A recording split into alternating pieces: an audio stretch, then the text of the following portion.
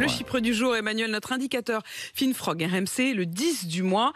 Eh bien, le 10 du mois, le mois dernier, il restait 54 € en moyenne sur le compte en banque de notre échantillon. Oui, le 10 mai, 54 €.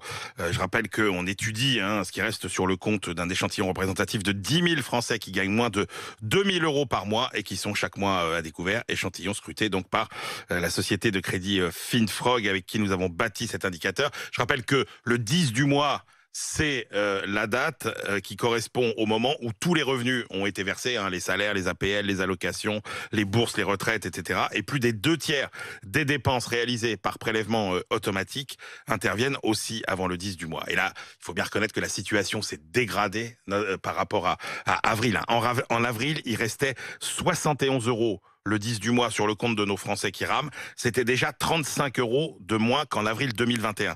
Là, ce mois-ci, il n'en reste que 54. C'est 50 € de moins qu'en mai 2021. Comment on explique que ça se soit dégradé à ce point ? Parce que là, on est sans doute dans la période la plus dure de l'année pour le pouvoir d'achat des Français. L'inflation, elle est maintenant partout.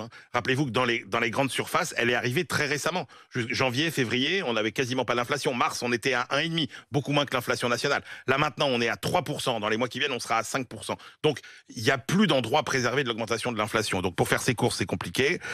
Face à ces hausses, les aides, elles sont en grande partie derrière nous. Le chèque énergie, par exemple, il a été touché au mois d'avril. Et pour les nouveaux coups de pouce, eh bien, il faudra attendre dans le meilleur des cas juillet pour les retraites, les minima sociaux, voire septembre pour le chèque alimentaire qui se transforme manifestement en chèque plus général sur l'inflation. Donc, on a une année très dure pour le pouvoir d'achat. L'OFCE qui a sorti ses prévisions hier nous dit moins 0,8.